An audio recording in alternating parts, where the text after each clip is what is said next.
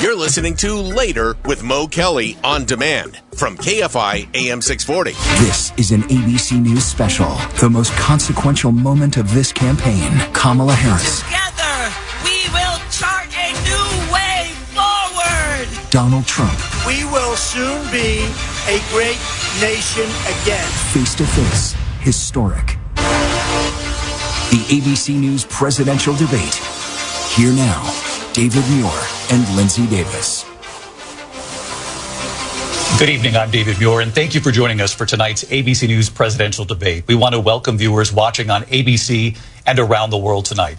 Vice President Kamala Harris and President Donald Trump are just moments away from taking the stage in this unprecedented race for president. And I'm Lindsay Davis. Tonight's meeting could be the most consequential event of their campaigns, with Election Day now less than 2 months away. For Vice President Kamala Harris, this is her first debate since President Biden withdrew from the race on July 21st. Of course, that decision followed his debate against President Donald Trump in June. Since then, this race has taken on an entirely new dynamic. And that brings us to the rules of tonight's debate. 90 minutes with 2 commercial breaks. No topics or questions have been shared with the campaigns. The candidates will have 2 minutes to answer questions, and this is the clock. That's what they'll be seeing. 2 minutes for rebuttals and 1 minute for follow-ups, clarifications, or responses. Their microphones will only be turned on when it's their turn to speak. No pre-written notes allowed. There is no audience here tonight in this hall at the National Constitution Center. This is an intimate setting for 2 candidates who have never met. President Trump won the coin toss. He chose to deliver the final closing statement of the evening. Vice President Harris selected the podium to the right. So let's now welcome the candidates to the stage. Vice President Kamala Harris and President Donald Trump.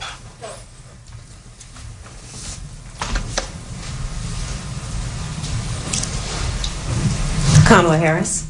Let's have a good debate. Nice to see you. Have fun. Thank you. Welcome to you both. It's wonderful to have you. It's an honor to have you both here tonight. Good evening. We are looking forward to a spirited and thoughtful debate. So let's get started. I want to begin tonight with the issue that voters repeatedly say is their number one issue, and that is the economy and the cost of living in this country. Vice President Harris, you and President Trump were elected 4 years ago, and your opponent on the stage here tonight often asks his supporters, are you better off than you were 4 years ago? When it comes to the economy, do you believe Americans are better off than they were 4 years ago? So I was raised as a middle-class kid, and I am actually the only person on this stage who has a plan that is about lifting up the middle class and working people of America. I believe in the ambition, the aspirations, the dreams of the American people. And that is why I imagine and have actually a plan to build what I call an opportunity economy. Because here's the thing. We know that we have a shortage of homes and housing, and the cost of housing is too expensive for far too many people. We know that young families need support to raise their children, and I intend on extending a tax cut for those families of $6,000, which is the largest child tax credit that we have given in a long time, so that those young families can afford to buy a crib, buy a car seat, buy clothes for their children. My passion, one of them, is small businesses. My mother raised my sister and me, but there was a woman who helped raise us. We call her our second mother. She was a small business owner. I love our small businesses. My plan is to give a $50,000 tax deduction to start up small businesses, knowing they are part of the backbone of America's economy. My opponent, on the other hand, his plan is to do what he has done before, which is to provide a tax cut for billionaires and big corporations, which will result in $5 trillion to America's deficit. My opponent has a plan that I call the Trump sales tax, which would be a 20% tax on everyday goods that you rely on to get through the month. Economists have said that Trump sales tax would actually result for middle-class families in about $4,000 more a year, because of his policies and his ideas about what should be the backs of middle-class people paying for tax cuts for billionaires. President Trump, I'll give you 2 minutes. First of all, I have no sales tax. That's an incorrect statement. She knows that. We're doing tariffs on other countries. Other countries are going to finally, after 75 years, pay us back for all that we've done for the world. And the tariff will be substantial in some cases. I took in billions and billions of dollars, as you know, from China. In fact, they never took the tariff off because there was so much money they can't. It would totally destroy everything that they've set out to do. They're taking in billions of dollars from China and other places. They've left the tariffs on. When I had tariffs, and yet I had no inflation. Look, we've had a terrible economy because inflation which is really known as a country buster. It breaks up countries. We have inflation like very few people have ever seen before, probably the worst in our nation's history.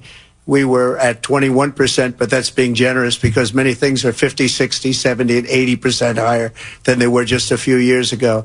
This has been a disaster for people, for the middle class, but for every class.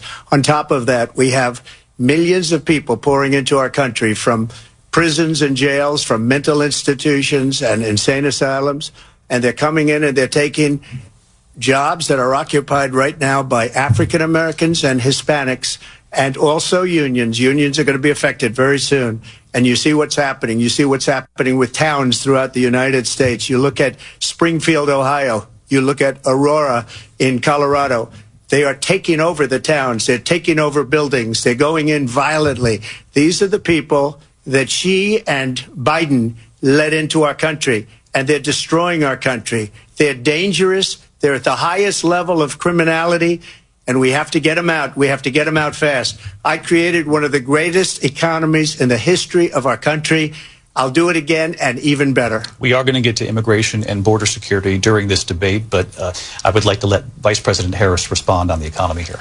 Well, I would love to. Let's talk about what Donald Trump left us. Donald Trump left us the worst unemployment since the Great Depression. Donald Trump left us the worst public health epidemic in a century. Donald Trump left us the worst attack on our democracy since the Civil War. And what we have done is clean up Donald Trump's mess.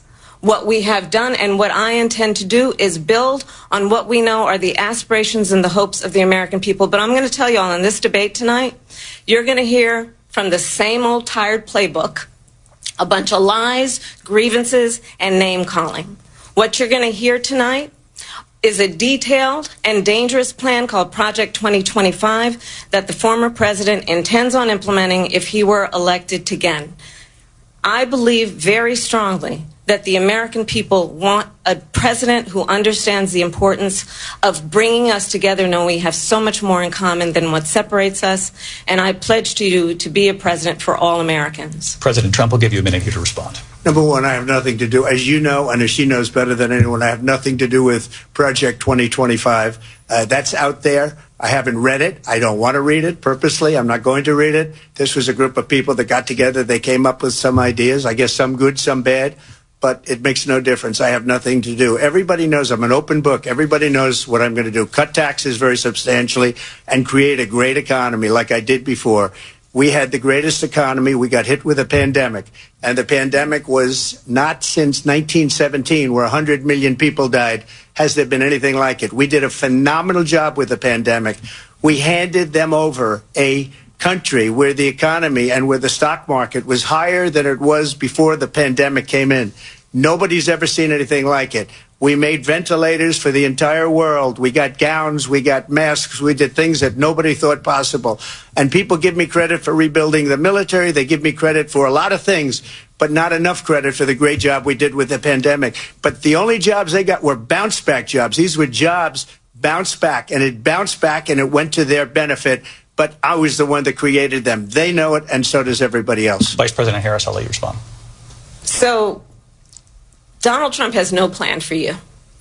And when you look at his economic plan, it's all about tax breaks for the richest people.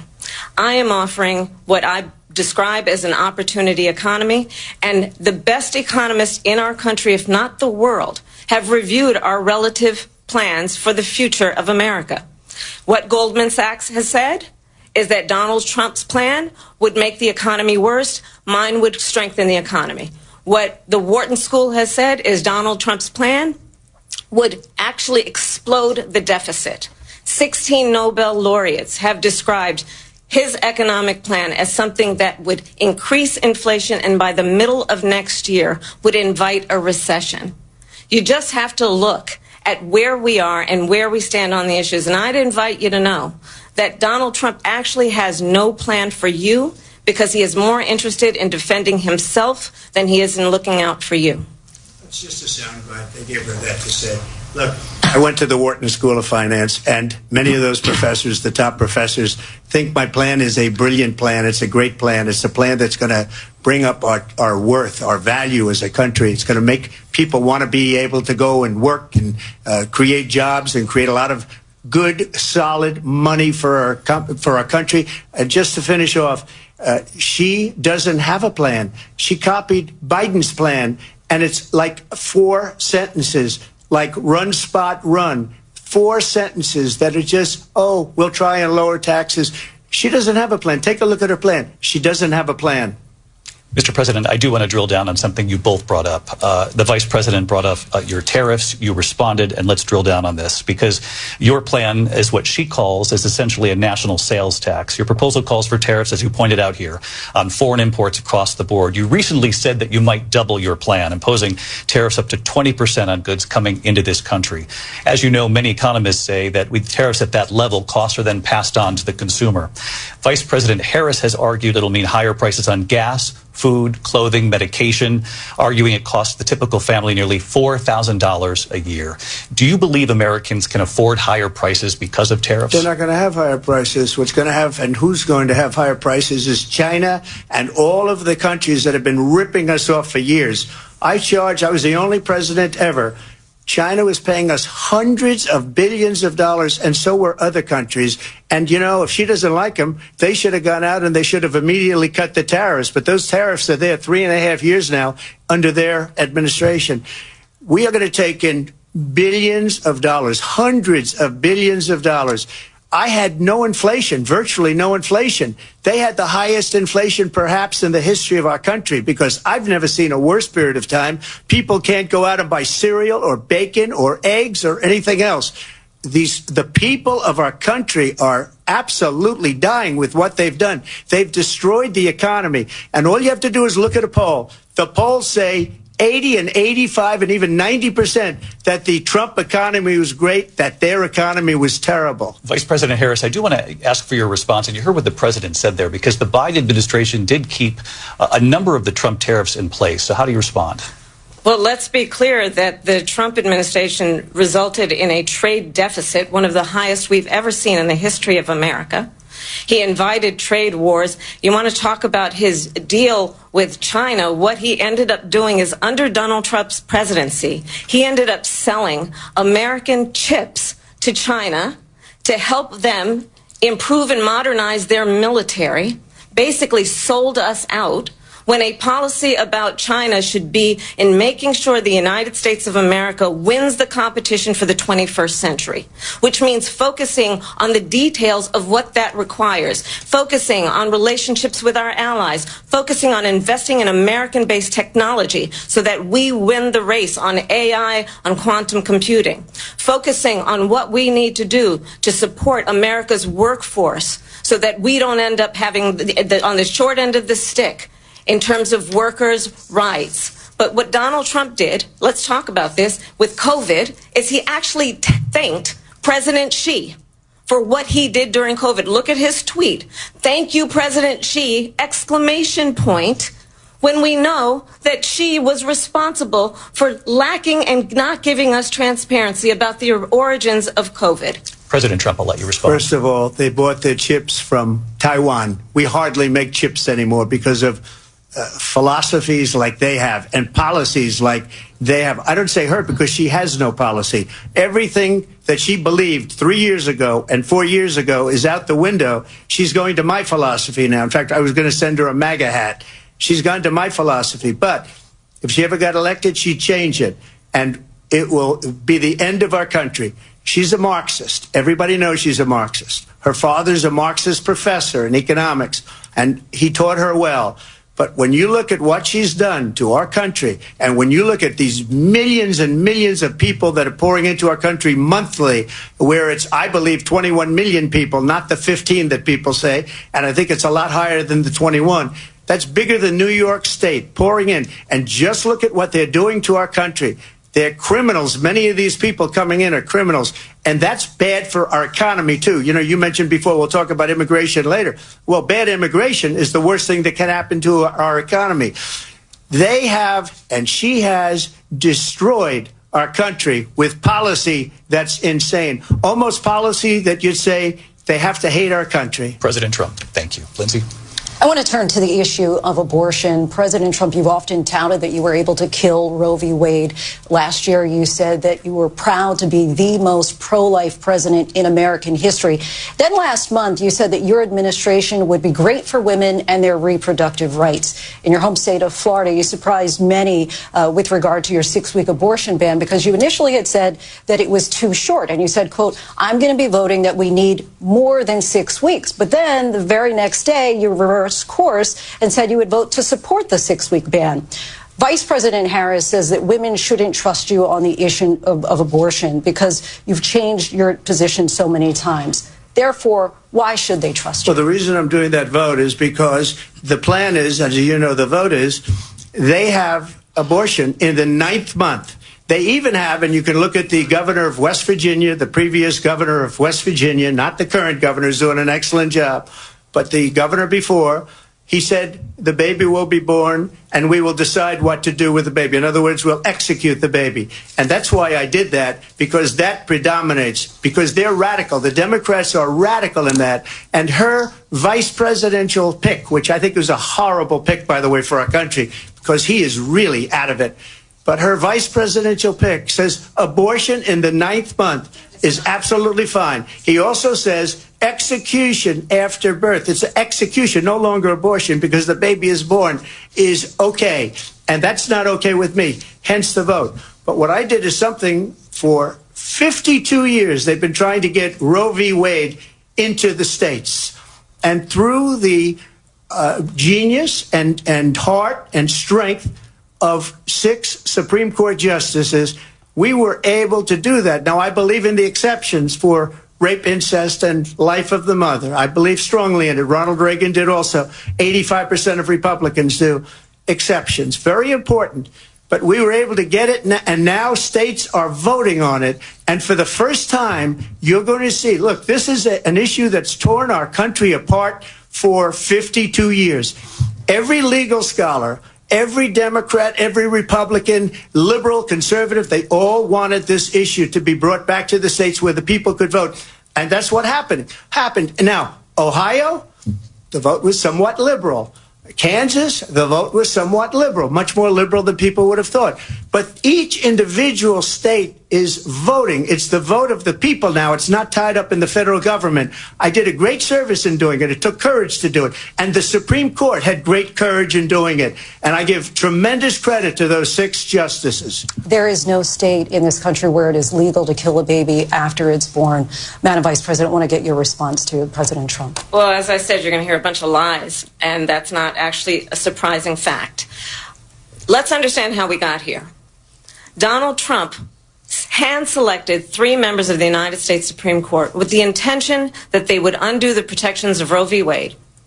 And they did exactly as he intended. And now in over 20 states, there are Trump abortion bans, which make it criminal for a doctor or nurse to provide health care. In one state, it provides prison for life. Trump abortion bans that make no exception even for rape and incest, which understand what that means. A survivor of a crime of violation to their body does not have the right to make a decision about what happens to their body next. That is immoral. And one does not have to abandon their faith or deeply held beliefs to agree. The government, and Donald Trump certainly, should not be telling a woman what to do with her body. I have talked with women around our country. You want to talk about this is what people wanted? Pregnant women who want to carry a pregnancy to term, suffering from a miscarriage, being denied care in an emergency room because the healthcare providers are afraid they might go to jail, and she's bleeding out in a car in the parking lot. She didn't want that. Her husband didn't want that. A 12 or 13-year-old survivor of incest being forced to carry a pregnancy to term. They don't want that. And I pledge to you, when Congress passes a bill to put back in place the protections of Roe v. Wade, as President of the United States, I will proudly sign it into law. But understand, if Donald Trump were to be reelected, he will sign a national abortion ban. Understand, in his Project 2025, there would be a national abortion, a monitor that would be monitoring your pregnancies, your miscarriages. I think the American people believe that certain freedoms, in particular the freedom to make decisions about one's own body, should not be made by the government. Thank you, Vice President Harris. Well, there she goes again. It's a lie. I'm not signing a ban, and there's no reason to sign a ban because we've gotten what everybody wanted. Democrats, Republicans, and everybody else, and every legal scholar wanted it to be brought back into the states. And the states are voting. And it may take a little time, but for 52 years, this issue has torn our country apart. And they've wanted it back in the states. And I did something that nobody thought was possible. The states are now voting. What she says is an absolute lie.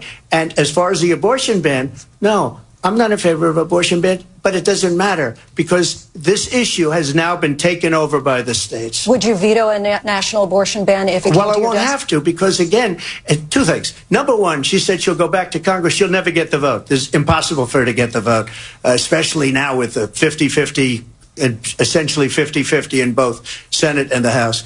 She's not going to get the vote. She can't get the vote. She won't even come close to it. So it's just talk. You know what it reminds me of? When they said they're going to get student loans terminated, and it ended up being a total catastrophe. The student loans, and then her, I think probably her boss, if you call him a boss, he spends all his time on the beach. But look, her boss went out and said, we'll do it again. We'll do it a different way. And he went out, got rejected again by the Supreme Court. So all these students got taunted with this whole thing about this whole idea and how unfair that would have been. Part of the reason they lost to the millions and millions of people that had to pay off their student loans. They didn't get it for free. But they were saying it's the same way that they talked about that they talk about abortion. But if I could just get a yes or no, because your running mate, J.D. Vance, has said that you would veto it if it did come to your desk. Well, I didn't discuss it with J.D. In all fairness, J.D., and I don't mind if he has a certain view, but I think he was speaking for me, but I really didn't. Look, we don't have to discuss it because she'd never be able to get it, just like she couldn't get student loans. They couldn't get student loans. They didn't even come close to getting student loans. They taunted young people and a lot of other people that had loans. They can never get this approved. So it doesn't matter what she says about going to Congress. So wonderful. Let's go to Congress. Do it. But the fact is that for years they wanted to get it out of Congress and out of the federal government. And we did something that everybody said couldn't be done. And now you have a vote of the people on abortion.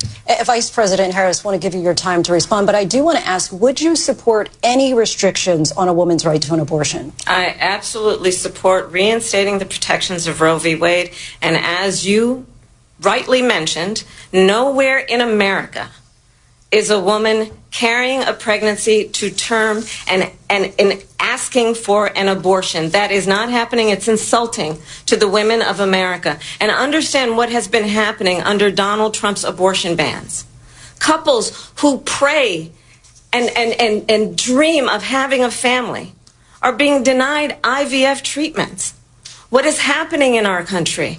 Working people, working women who are working one or two jobs, who can barely afford childcare as it is, have to travel to another state to get on a plane sitting next to strangers to go and get the health care she needs.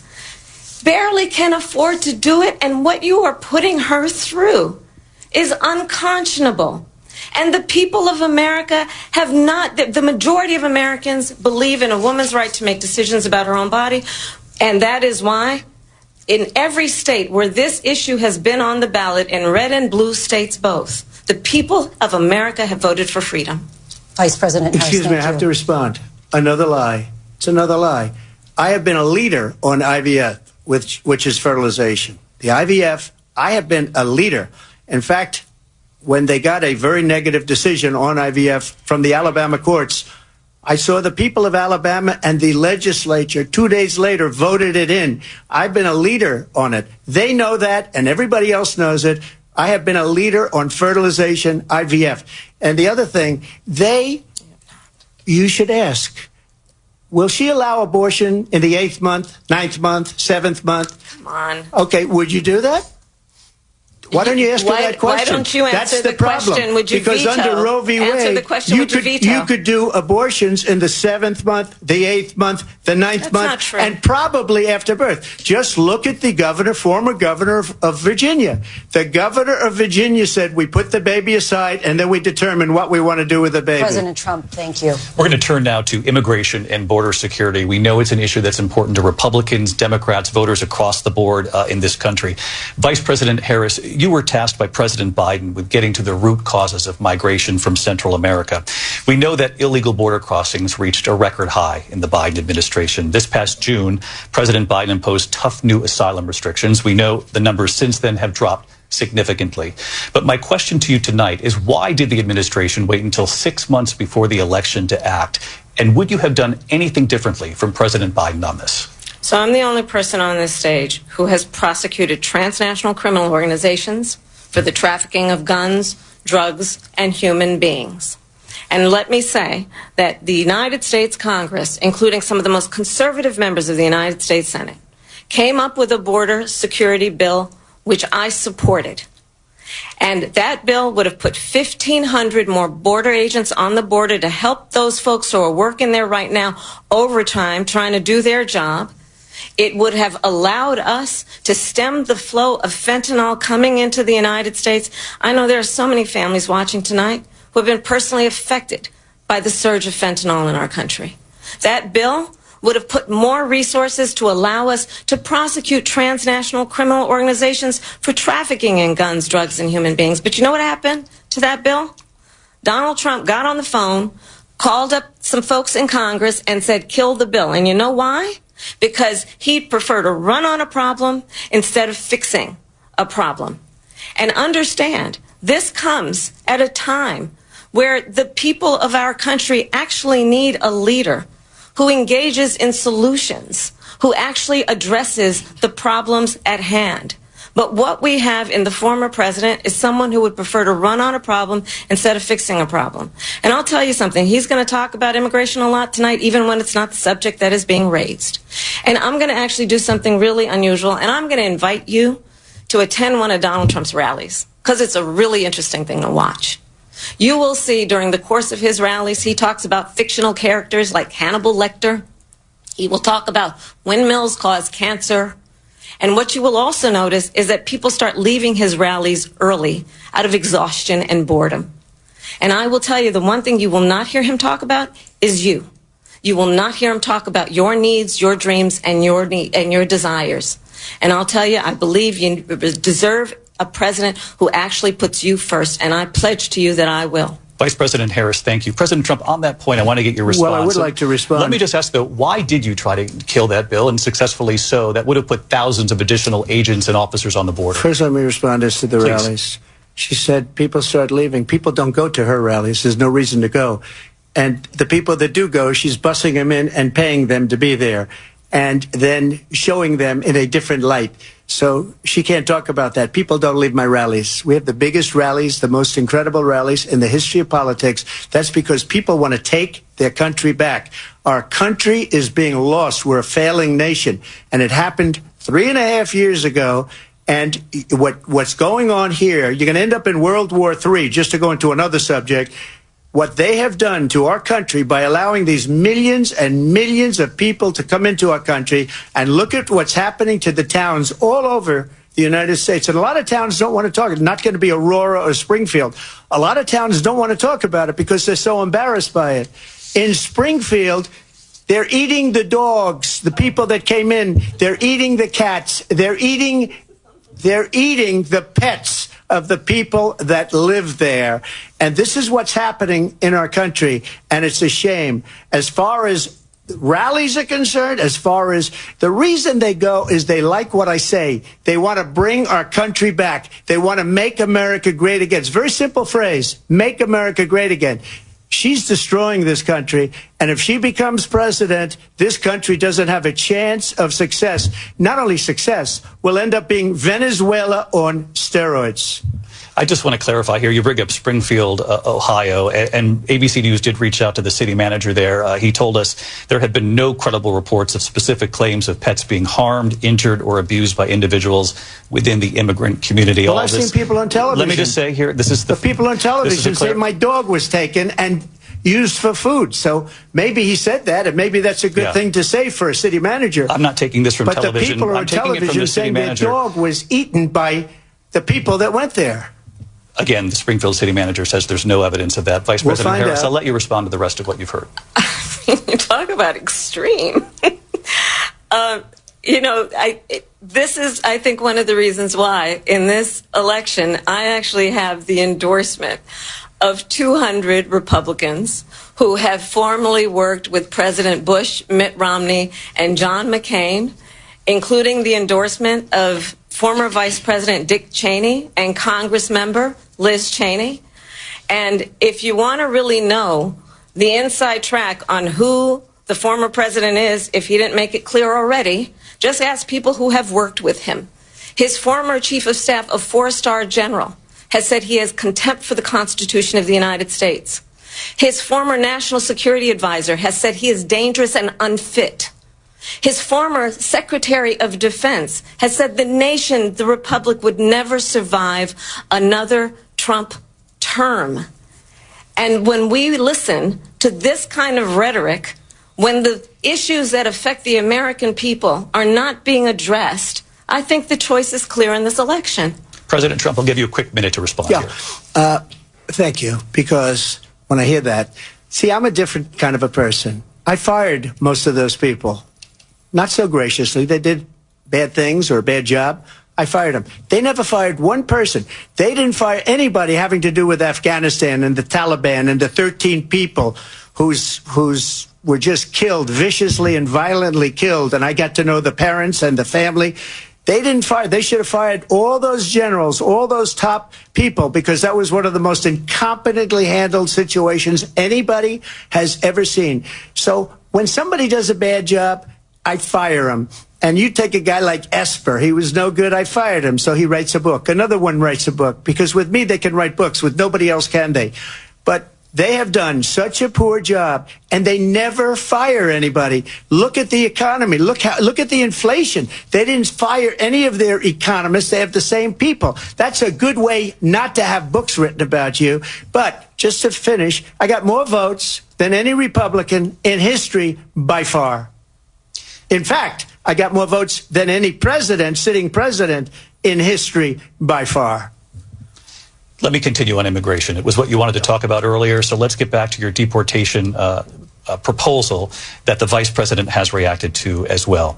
President Trump, you call this the largest domestic deportation operation in the history of our country. You say you would use the National Guard. You say if things get out of control, you'd have no problem using the U.S. military. Police, yes. You also said you would use local police. How would you deport 11 million undocumented immigrants? I know you believe that number is much higher. Take us through this. What does this look like? Will authorities be going door to door in this country? Yeah, it is much higher because of them.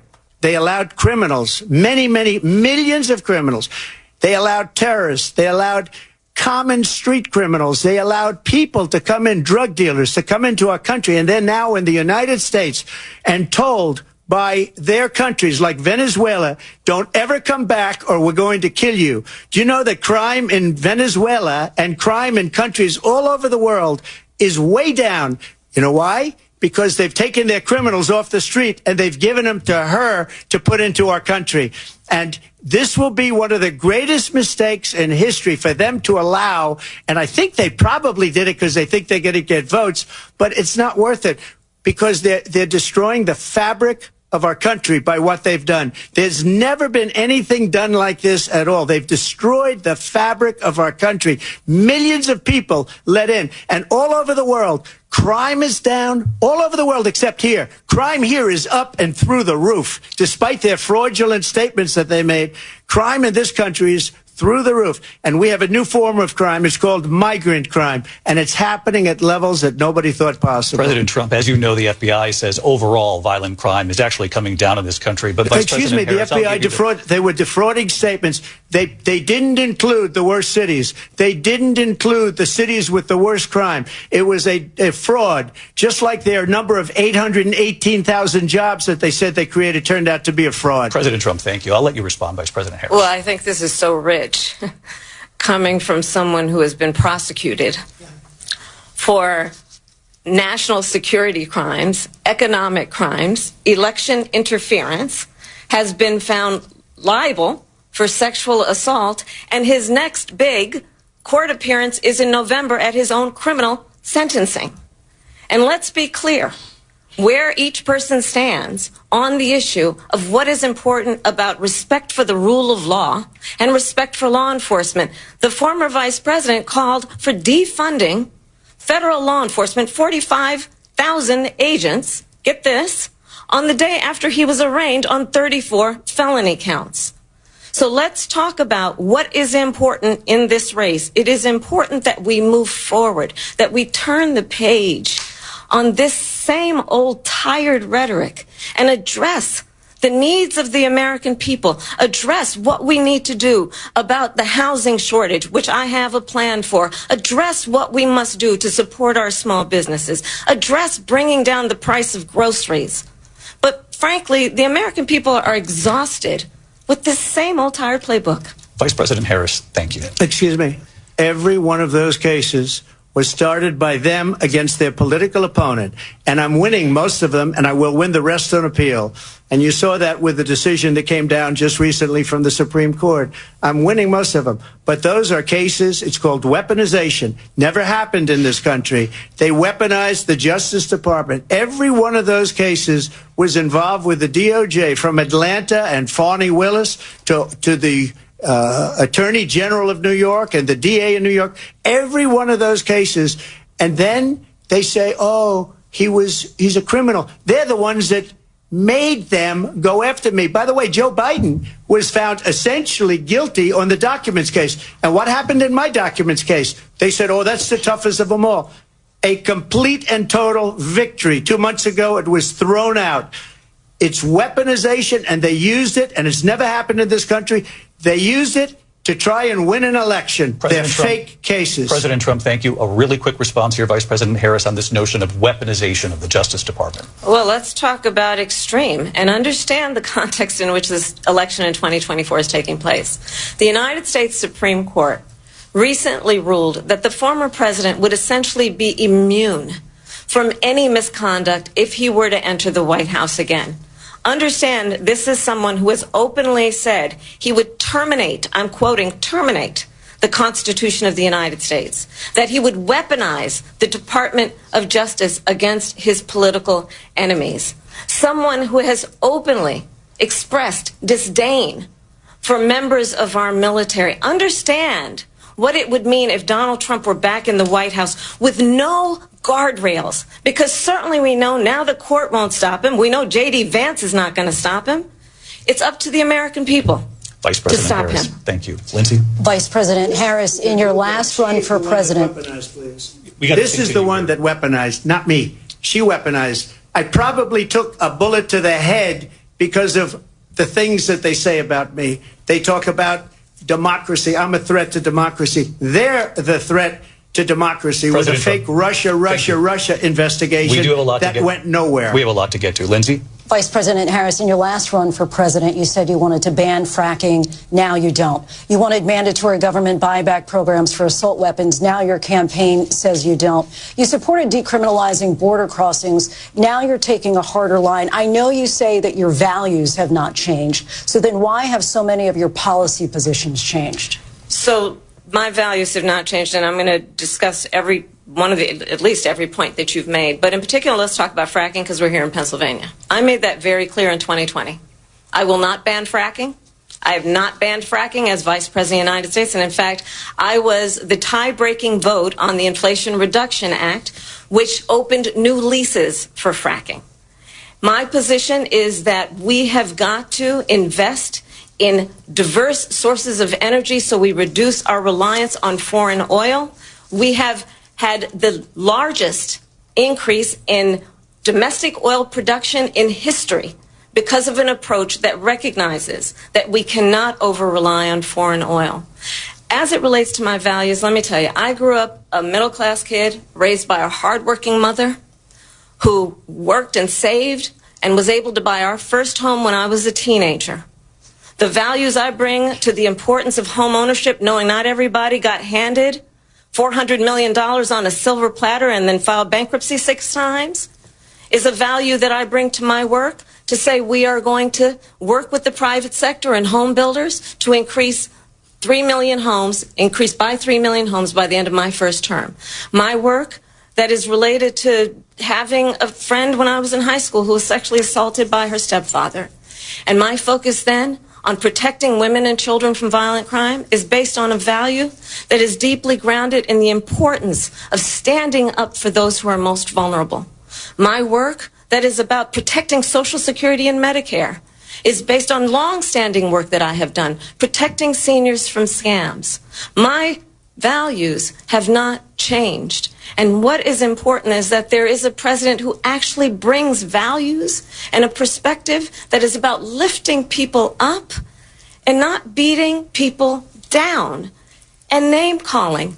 The true measure of the leader is the leader who actually understands the strength is not in beating people down, it's in lifting people up. I intend to be that president. President Trump, your response? First of all, I wasn't given $400 million. I wish I was. My father was a Brooklyn builder, Brooklyn, Queens, and a great father, and I learned a lot from him. But I was given a fraction of that, a tiny fraction, and I built it into many, many billions of dollars, many, many billions. And when people see it, they are even surprised. So we don't have to talk about that. Fracking, she's been against it for 12 years. Defund the police, she's been against that forever. She gave all that stuff up very wrongly, very horribly, and everybody's laughing at it, okay? They're all laughing at it. She gave up at least 12 and probably 14 or 15 different policies. Like, she was big on defund the police. In Minnesota, she went out, wait a minute, I'm talking now, if you don't mind, please. Does that sound familiar? She went out in Minnesota and wanted to let criminals that killed people, that burned down Minneapolis, she went out and raised money to get them out of jail. She did things that nobody would ever think of. Now she wants to do transgender operations on illegal aliens that are in prison. This is a radical left liberal that would do this. She wants to confiscate your guns, and she will never allow fracking in Pennsylvania. If she won the election, fracking in Pennsylvania will end on day one. Just to finish, one thing so important in my opinion. So I got the oil business going like nobody has ever done before. When they took over, they got rid of it, started getting rid of it, and the prices were going up the roof. They immediately let these guys go to where they were. I would have been 5 times, 4 times, 5 times higher, because you're talking about 3.5 years ago. They got it up to where I was because they had no choice, because the prices of energy were quadrupling and doubling. You saw what happened to gasoline. So they said, let's go back to Trump. But if she won the election, the day after that election, they'll go back to destroying our country, and oil will be dead, fossil fuel will be dead, we'll go back to windmills, and we'll go back to solar, where they need a whole desert to get some energy to come out of it. You ever see a solar plant? By the way, I'm a big fan of solar, but they take 400, 500 acres of desert soil. Trump, we have a These lot are of not good issues things that we for the have to get environment, to. as she We're out of time. understands. Thank you. Lindsay, thank you. We have an election in just 56 days. And I want to talk about the peaceful transfer of power, which, of course, we all know is a cornerstone of our democracy, and the role of a president in a moment of crisis. Mr. President, on January 6th, you told your supporters to march to the Capitol. You said you would be right there with them. The country and the world saw what played out at the Capitol that day, the officers coming under attack. Aides in the West Wing say you watched it unfold on television off the Oval Office. You did send out tweets, but it was more than 2 hours before you sent out that video message telling your supporters to go home. Is there anything you regret about what you did on that day? You just said a thing that isn't covered. Peacefully and patriotically, I said during my speech, not later on. Peacefully and patriotically. And nobody on the other side was killed. Ashley Babbitt was shot by an out-of-control police officer. that should have never, ever shot her. It's a disgrace. But we didn't do this group of people that have been treated so badly. I ask, what about all the people that are pouring into our country and killing people that she allowed to pour in? She was the border czar. Remember that. She was the border czar. She doesn't want to be called the border czar because she's embarrassed by the border. In fact, she said at the beginning, oh, I'm surprised you're not talking about the border yet. That's because she knows what a bad job they've done. What about those people? When are they going to be prosecuted? When are these people from countries all over the world, not just South America? They're coming in from all over the world, David, all over the world. And crime rates are down all over the world because of it. But let me just when are those, David, when are those people going to be prosecuted? When are the people that burned down Minneapolis going to be prosecuted? Or in Seattle? They went into Seattle. They took over a big percentage of the city of Seattle.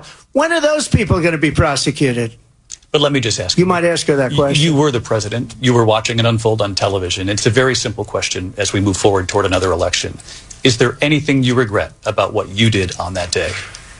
Yes or no? I had nothing to do with that other than they asked me to make a speech. I showed up for a speech. I said, I think it's going to be big.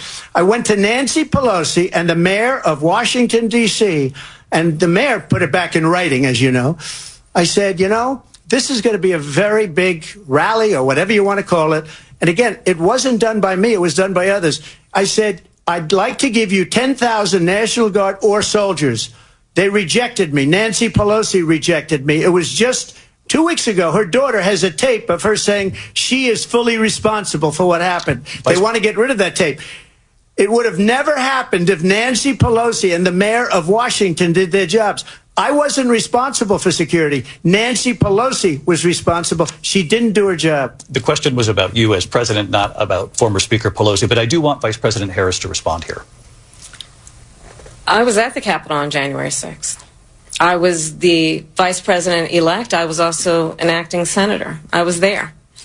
And on that day, the President of the United States incited a violent mob to attack our nation's capital, to desecrate our nation's capital. On that day, 140 law enforcement officers were injured, and some died. And understand, the former president has been indicted and impeached for exactly that reason. But this is not an isolated situation. Let's remember Charlottesville, where there was a mob of people carrying tiki torches, spewing anti-Semitic hate. And what did the president then at the time say? There were fine people on each side. Let's remember that when it came to the Proud Boys, a militia, the president said, the former president said, stand back and stand by. So for everyone watching who remembers what January 6th was, I say we don't have to go back. Let's not go back. We're not going back. It's time to turn the page. And if that was a bridge too far for you, well, there is a place in our campaign for you to stand for country, to stand for our democracy, to stand for rule of law, and to end the chaos, and to end the approach that is about attacking the foundations of our democracy because you don't like the outcome. And be clear on that point. Donald Trump, the candidate, has said in this election there will be a bloodbath if this and the outcome of this election is not to his liking. Let's turn the page on this. Let's not go back. Let's chart a course for the future and not go backwards to the past. Let me just follow up here. It was a different term, and it was a term that related to energy because they have destroyed our energy business. That was where bloodbath was. Also, on Charlottesville, that story has been, as you would say, debunked. Laura Ingraham, Sean Hannity, Jesse, all of these people, they covered it. If they go an extra sentence, they will see it was perfect. It was debunked in almost every newspaper, but they still bring it up, just like they bring 2025 up. They bring all of this stuff up. I ask you this. You talk about the Capitol. Why are we allowing these millions of people to come through on the southern border? How come she's not doing anything? And I'll tell you what I would do, and I would be very proud to do it. I would say we would both leave this debate right now. I'd like to see her go down to Washington, D.C. during this debate, because we're wasting a lot of time. Go down to, because she's been so bad, it's so ridiculous. Go down to Washington, D.C. and let her sign a bill to close up the border, because they have the right to do it. They don't need bills. They have the right to do it. The President of the United States, you'll get him out of bed, you'll wake him up at 4 o'clock in the afternoon, you'll say, come on down to the office, let's sign a bill. If he signs a bill that the border is closed, all he has to do is say it to the Border Patrol, who are phenomenal. If they do that, the border is closed. Mr. Those President, people are killing many people, unlike J6. We talked immigration here tonight. I do want to focus on this next issue to both of you, because it really brings us this into focus, truth in these times that we're living in. Mr. President, for 3.5 years after you lost the 2020 election, you repeatedly falsely claimed that you won, many times saying you won in a landslide.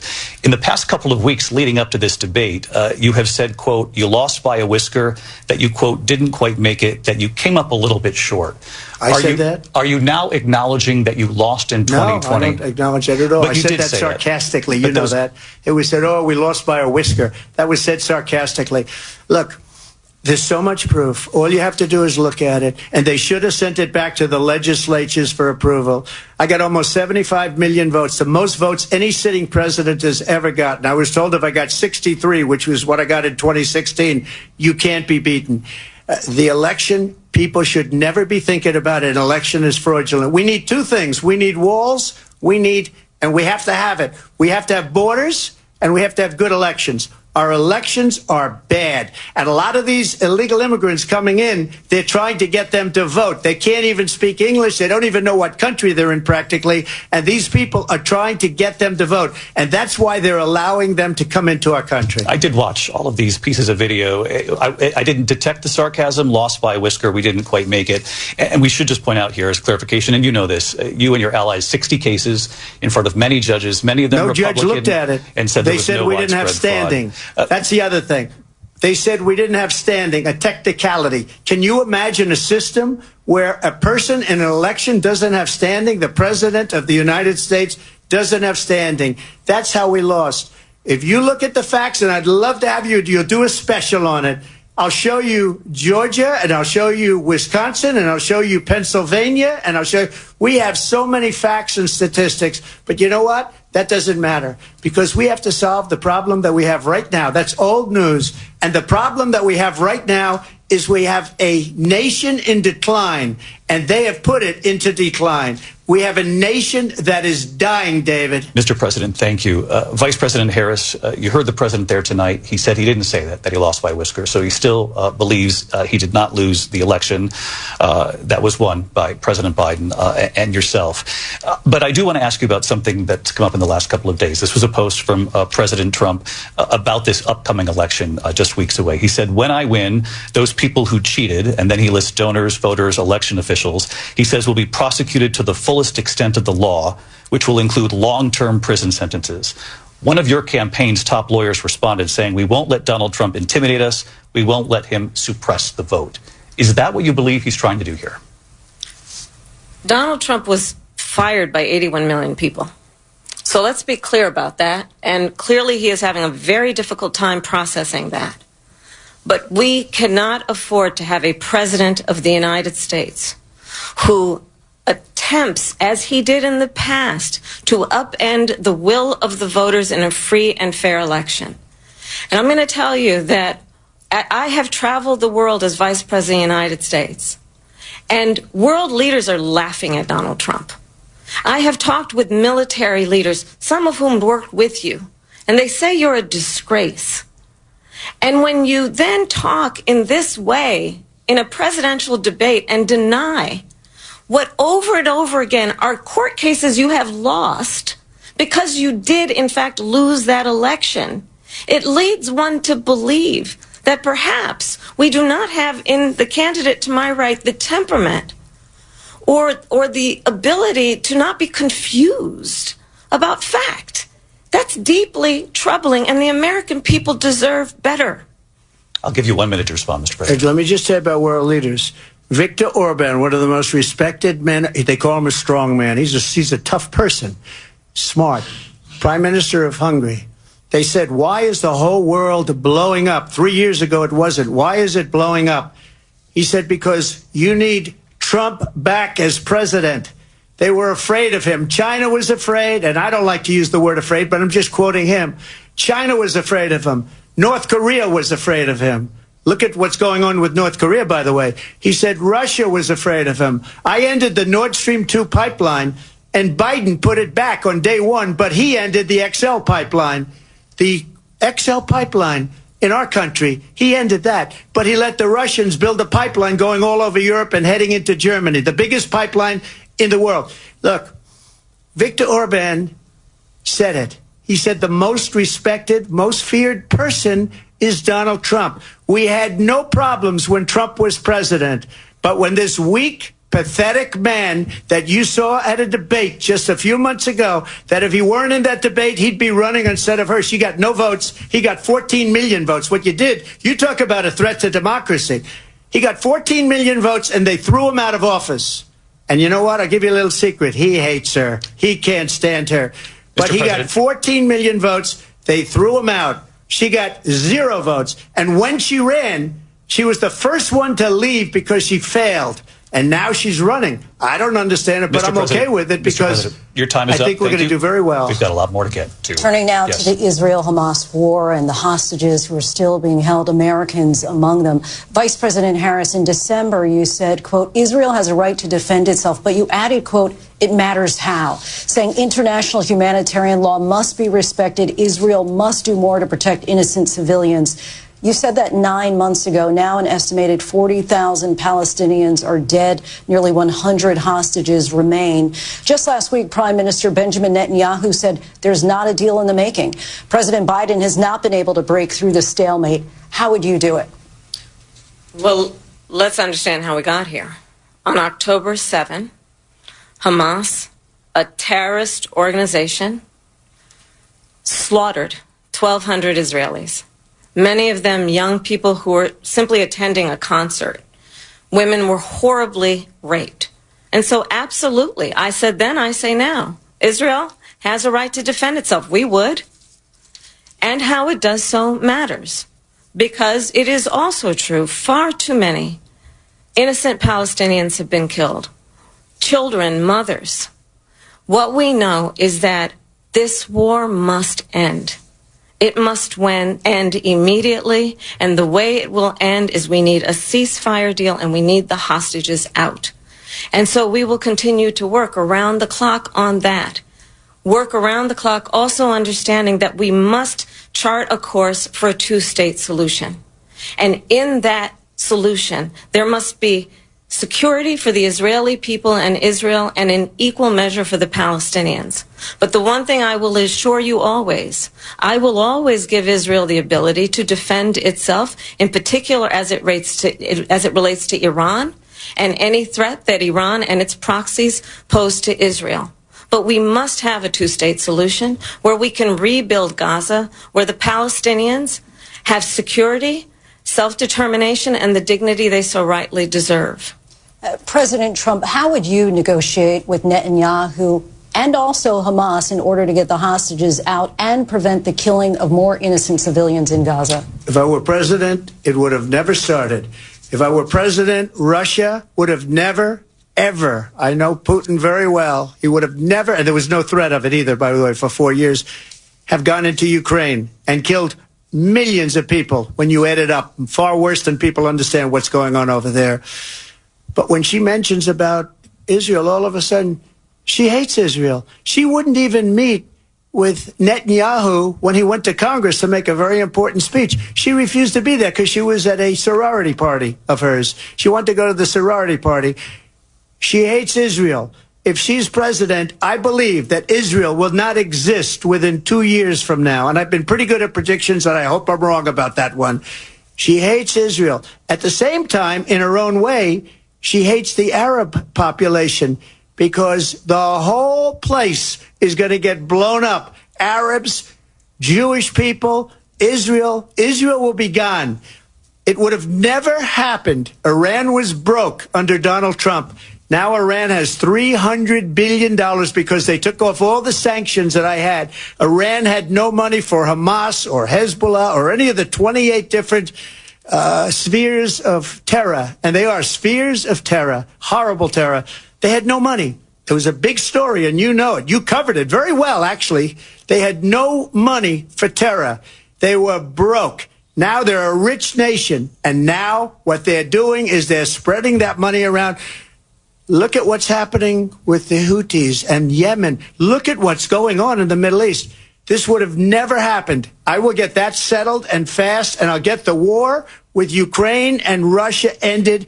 If I'm president-elect, I'll get it done before even becoming president. Vice President Harris, he says you hate Israel. That's absolutely not true. I have my entire career and life supported Israel and the Israeli people. He knows that. He's trying to, again, divide and distract from the reality, which is it is very well known that Donald Trump is weak and wrong on national security and foreign policy. It is well known that he admires dictators, wants to be a dictator on day one, according to himself. It is well known that he said of Putin that he can do whatever the hell he wants and go into Ukraine. It is well known that he said when Russia went into Ukraine, it was brilliant. It is well known he exchanged love letters with Kim Jong-un. And it is absolutely well known that these dictators and autocrats are rooting for you to be president again because they're so clear. They can manipulate you with flattery and favors. And that is why so many military leaders who you have worked with have told me you are a disgrace. That is why we understand that we have to have a president who is not consistently weak and wrong on national security, including the importance of upholding and respecting in highest regard our military. Vice President Harris, thank you. They're the ones, and she's the one that caused it, that's weak on national security by allowing every nation last month for the year, 168 different countries sending people into our country. Their crime rates are way down. Putin endorsed her last week, said, I hope she wins. And I think he meant it because what he's gotten away with is absolutely incredible. It wouldn't have happened with me. The leaders of other countries think that they're weak and incompetent, and they are. They're grossly incompetent. And I just ask one question. Why does Biden go in and kill the Keystone Pipeline and approve the single biggest deal that Russia's ever made, Nord Stream 2, the biggest pipeline anywhere in the world going to Germany and all over Europe? Because they're weak and they're ineffective. And Biden, by the way, President gets paid Trump, a lot of money. Thank you. We have a lot of issues to get to. We'll be right back with much more of this historic ABC News presidential debate from the National. You've been listening to the ABC News presidential debate simulcast on KFI AM 640, HD2, Los Angeles and Orange County. You're listening to Later with Mo Kelly on demand from KFI AM 640.